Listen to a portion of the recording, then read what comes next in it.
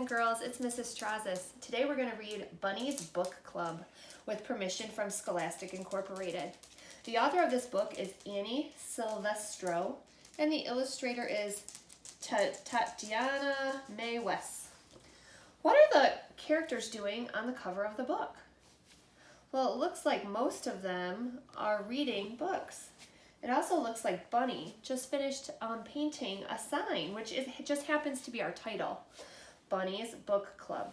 I wonder what that might make our story about.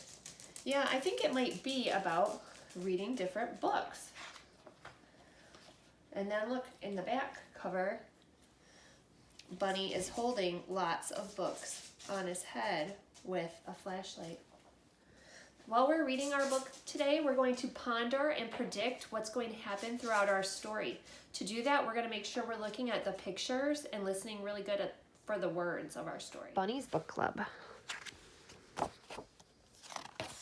This is a library pocket. It would tell you who checked out this book before and when it was due. So this has been checked out by Bunny and Bear and Porcupine and Raccoon. Bunny loved books. He loved them ever since he first heard the lady with the red glasses reading aloud outside the library.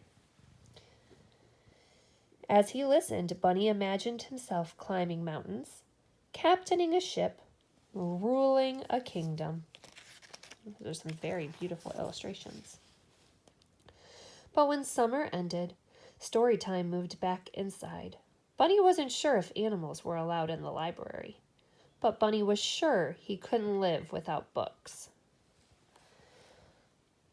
Night after night, he could hardly sleep for wishing. He had to do something. So with a flashlight in his paws and hope in his heart, Bunny jumped out of bed and tiptoed through the dark. What do you think Bunny is going off to do? If you're listening with someone else, you could tell them what you think Bunny might be going off to do right now. Well, I think Bunny is going off to maybe look for some books because he said he loves books so much. But when he reached the library door, it was locked. So were the windows. Bunny tried digging, climbing, and yanking. Nothing worked. Until he finally noticed. I want you to look at that picture and tell me if there's anything you notice. Maybe if you're listening with someone else, you could tell them what you think might be happening or what Bunny is noticing. I think this part, I don't know what that is exactly, but I think it might be important because it has all these little special effect lines around it. Like, here it is. The book return. The shiny handle was far above his head, but it was no match for a high-hopping bunny hungry for books. Bunny leapt. He clung to the bar, flung himself over, and wriggled his cottontail through the slot. He landed inside with a thud. Oh. Bunny's eyes sparkled at the sight of the shelves bursting with books. It was better than a field full of fresh, crunchy carrots. Bunny didn't know where to start. He took a deep breath. It smelled as if he were wrapped inside the pages of his favorite book. He followed his nose to the adventure section. There he found stories about swashbucklers, sharks, and superheroes. Bunny greedily grabbed them all. Oh, look, he's taking them out of the library. His whiskers twitching with excitement, he slipped his treasures through the book slot one by one. Then, performing his best balancing act, Bunny wobbled home. He couldn't wait to dig in. This is the picture from the back of our book.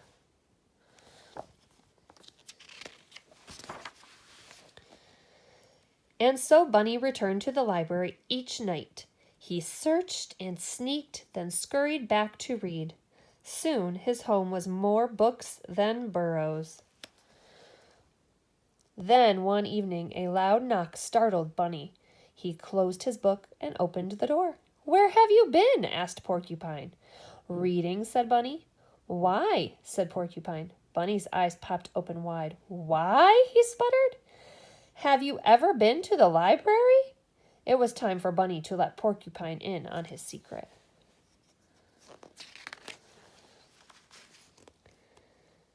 "Are you sure this is a good idea?" said Porcupine. "Calm your quills," said Bunny. "I'm too prickly. I'll never fit." Bunny pushed and shoved until pop went Porcupine. Bunny slipped in and flipped on his flashlight. "Whoa," said Porcupine. "I know," said Bunny. "Do you think there's a story about balloons? I've always wondered about balloons." "Most definitely," said Bunny. Oh, but looks like they found him a book about balloons. Sure enough, Porcupine found books on balloons, and on deserts and dunes, on caterpillars and cocoons. When Bunny handed him one about hedgehogs, he hugged it. The two friends took turns cramming books out the slot. Their towers teetered so high they could barely carry them. Back at Bunny's, they cozied up with cups of tea and carrot muffins. Together they read until sunrise. One night, Bear noticed the light on at Bunny's. He opened the door and tripped over a stack of books. "What's going on?" said Bear. "Here," said Bunny, handing him a book. Bear made room and settled in to read. Soon, more curious animals began visiting. "Do you have any books about outer space?" said Bird. "Or about volcanoes?" asked Mole. "I'd like a ghost story," said Mouse. "I think it's time for a field trip," said Bunny. It's almost like his house has become its very own library. One by one, the animals stuffed themselves into the library. Bear caused a bit of a delay. They scattered about, sniffing the stacks, pawing over pages. Squirrel gathered stories about the circus. Raccoon nabbed one about outlaws and bandits. Frog found a fairy tale. No one heard the key in the front door. No one heard the clack, clack, clacking of footsteps. No one heard the light flick on. Who do you think they might be coming into the library now? Can you make a prediction to someone at your house? Well, I think maybe it's someone who's working at the library. Let's find out. "What do we have here?" said the librarian. The animals looked up in shock. Bunny gasped. Porcupine gaped. Bear groaned.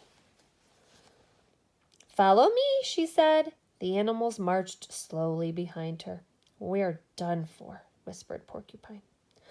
"All libraries have rules," said the librarian sternly. Bunny's whiskers trembled. Porcupine's back bristled. Bear eyed the door. Bunny stepped forward to take the blame. The librarian leaned down. "The first rule is every book lover must have one of these," she says. She handed Bunny and his friends shiny new library cards. Have any of you ever gotten a library card at the local library? If not, maybe sometime this summer you and your family could go and you could get a library card.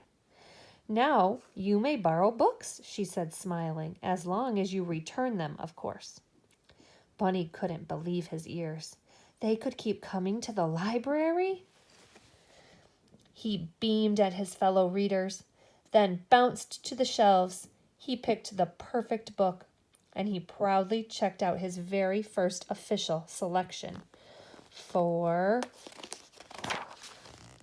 Bunny's Book Club. Oh, and they must do awesome reading during Bunny's Book Club time.